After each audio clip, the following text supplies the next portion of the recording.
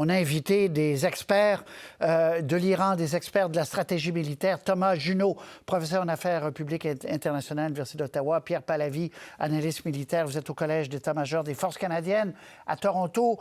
Bonsoir à vous deux. Bonsoir. Alors, je Bonsoir, commence... M. Roy.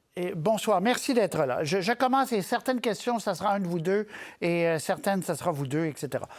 Première question très intéressante qui est revenue plusieurs fois. Étant donné la répression politique, est-il possible de savoir l'appui réel du peuple iranien au régime des mollahs? Sait-on si c'est un régime démocratique qui l'emporterait ou est-ce qu'une bonne partie des Iraniens soutiendrait un autre gouvernement islamique? Monsieur Pallavi, je vous pose la question. Alors, il faut rester très prudent. Les sondages sont difficiles à réaliser en Iran. On est dans un État totalitaire et les gens ne s'expriment pas avec beaucoup de liberté. Néanmoins, avant les massacres de janvier, on s'entend pour dire qu'il y avait à peu près 20% d'irréductibles derrière le régime. C'est une peau de chagrin qui aurait baissé à 10%. On est entre 10 et 15%. Il est évident que la fange au milieu qui était hésitante s'est cristallisée contre le régime. Le contrat social est brisé et l'immense majorité des Iraniens aspirent au changement. Thomas, vous êtes d'accord que ce qu'on peut en décoder, c'est qu'une grande majorité d'Iraniens aimeraient vivre dans un pays qui n'est pas en révolution islamique constamment, là? Oui, je pense que M. Pallavi l'a très bien dit, donc j'aurais rien à rajouter à sa réponse. Fantastique. J'en ai une pour vous, Thomas. Qu'arriverait-il, demande André Turgeon, si l'Iran avait l'arme nucléaire?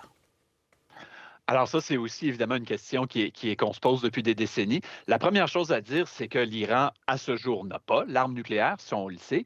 Il y a un débat à savoir s'il a l'intention ou non de se doter de l'arme nucléaire. Certains disent oui, d'autres disent non, d'autres donnent une réponse au milieu. Donc l'Iran se prépare, s'en approche sans nécessairement vouloir le faire. Puis la troisième question, évidemment, c'est combien de temps ça prendrait si l'Iran, demain matin, décidait de vouloir s'en doter. Ici aussi, il y a un débat. Typiquement, on va donner la réponse d'environ 1 an. Ça pourrait être un peu moins si le régime investissait énormément pour le faire le plus vite possible. Ça pourrait être un peu plus en même temps. Ensuite, qu'est-ce que la République islamique ferait avec l'arme nucléaire? Très grosse question. Est-ce qu'elle l'utiliserait? Pas évident, parce que ses adversaires, Israël et les États-Unis, non seulement l'ont, mais en ont beaucoup plus. Donc, si la République islamique l'utilisait, elle se ferait éradiquer de la carte. C'est un régime qui, en ce moment, est en train de montrer que quand il est désespéré, il va faire très mal à ses voisins, à la sécurité régionale. Donc, en bout de ligne, même si le risque qu'il utilise est limité, étant donné son passé d'exportation du terrorisme, de la violence, de l'instabilité, à peu près tout le monde sur Terre, même la Russie, la Chine, s'oppose à la possibilité qu'il y ait une arme nucléaire avec la République islamique. C'est ce que j'allais ajouter, M. Pallavi. Tout le monde. Il y a un blocage total sur la planète. Les gens ne veulent pas que l'Iran ait l'arme nucléaire. Tout à fait, ça serait une très mauvaise nouvelle pour la population iranienne, puisque ça donnerait une assurance vie au régime, ça prolongerait son espérance de vie. Les dirigeants iraniens font le calcul suivant, ils se disent, si Kadhafi et Saddam Hussein avaient eu la bombe atomique, ils seraient encore là. Si Kim Jong-un est encore là, c'est parce qu'il l'a. Très clair. Troisième question, est-ce que les actions américaines ne sont pas en train de permettre aux gardiens de la Révolution de prendre le contrôle total de l'Iran?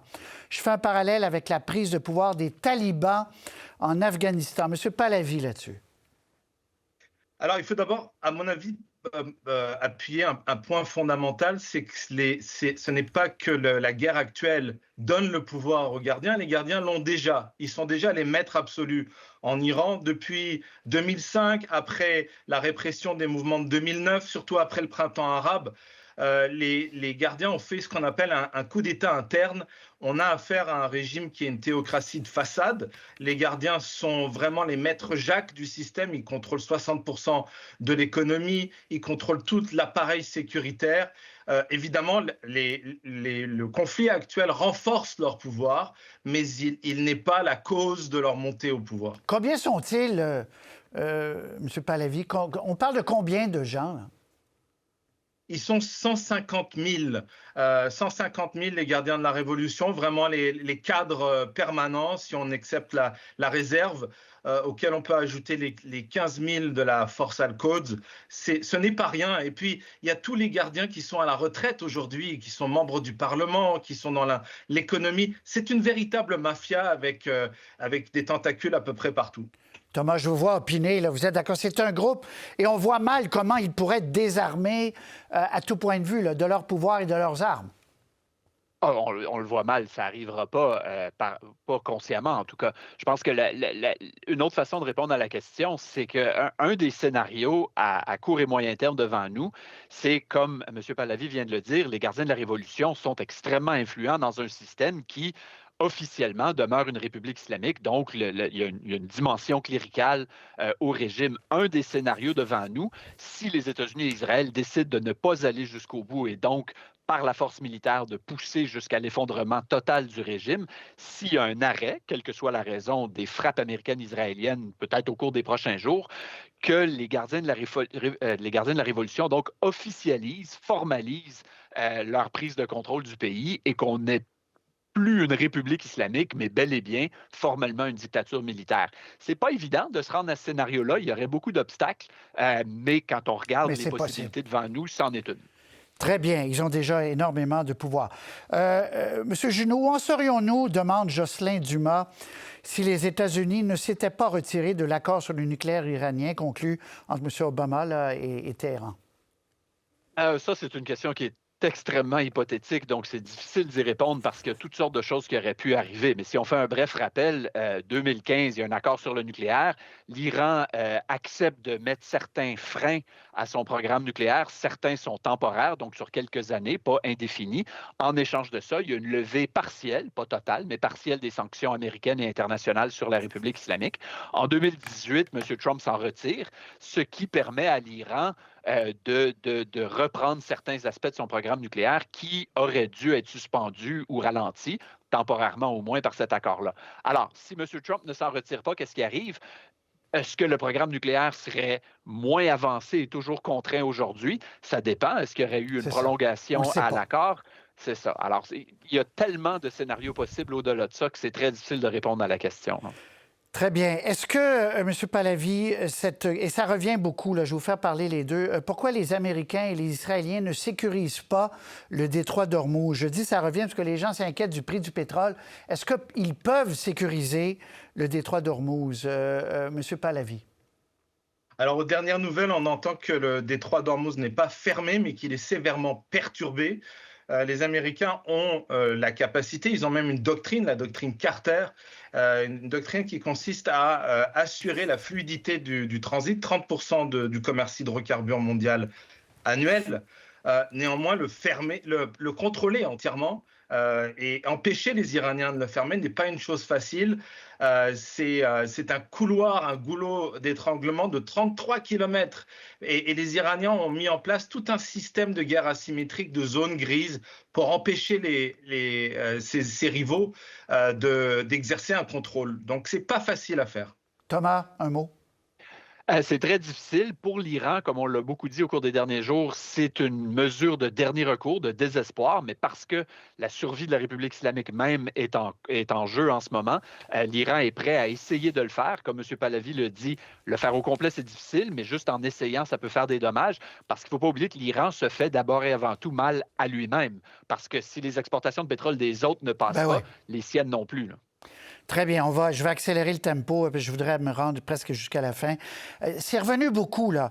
Est-ce que cette guerre avec l'Iran combinée aux autres conflits en cours ne vont pas finir en troisième guerre mondiale, M. Junot? Non. Puis je ne veux pas avoir l'air optimiste en donnant cette réponse-là parce qu'il y a toutes sortes de choses dans le monde qui vont mal. On pourrait en faire une longue liste là, jusqu'à la fin de l'émission. Mais non, cette guerre-là ne va pas provoquer une troisième guerre mondiale. La Chine et la Russie ne vont pas intervenir aux côtés de l'Iran. Ce serait vraiment ça le critère. La Chine et la Russie ont trop à perdre en intervenant, n'ont pas les capacités militaires pour intervenir à grande échelle et ont trop d'intérêt, notamment à protéger leurs relations avec l'Iran, mais aussi avec les adversaires de l'Iran que sont l'Arabie saoudite Saoudite et les Émirats arabes unis notamment. Donc, ça va pas très bien, mais non, c'est pas la Troisième Guerre mondiale. C'est très important ce que vous venez de dire, Thomas Junot, Pierre Pallavi, un mot là-dessus. Le fait que la Chine et la Russie sont en retrait, là. Je veux dire, officiellement, ils ne sont pas contents, mais ils ne vont pas se battre pour l'Iran, loin de là. Tout à fait d'accord avec Thomas Junot. Aucun des acteurs internationaux n'a un intérêt structurel à l'escalade. Et je ne vois pas ni les Chinois qui sont très prudents, ni les Russes qui sont des rivaux dans le domaine hydrocarbures de l'Iran se mouiller dans un conflit pour les Iraniens. Très bien. La 7, s'il vous plaît, parce que c'est revenu beaucoup. Quelles seront les conséquences collatérales sur la guerre en Ukraine, sachant que l'Iran est un important fournisseur d'armes à la Russie? Thomas? Je ne suis pas un spécialiste sur l'Ukraine, alors je ne veux pas aller trop loin de ce côté-là, mais effectivement, l'Iran a un énorme programme de drones. On voit ces drones-là qui pleuvent sur les Émirats arabes unis, le Qatar, l'Arabie saoudite depuis quelques jours.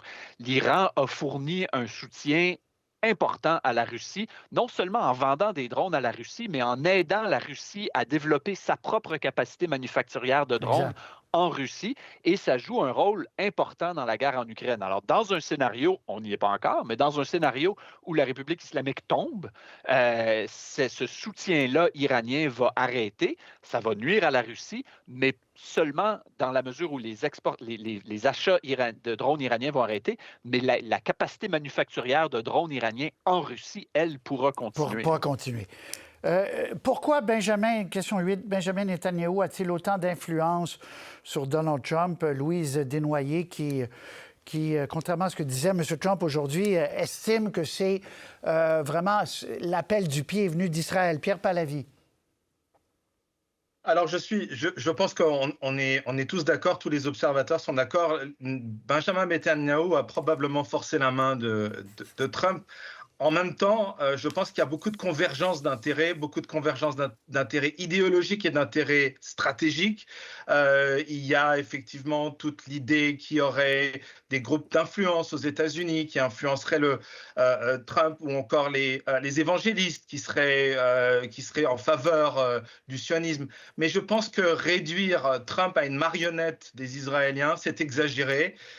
C'est un peu réducteur. Je crois que Trump y est pour des raisons de realpolitik. Il a vraiment des intérêts. Il a une vision qui converge avec celle des Israéliens, mais qui ne dépend pas d'elle.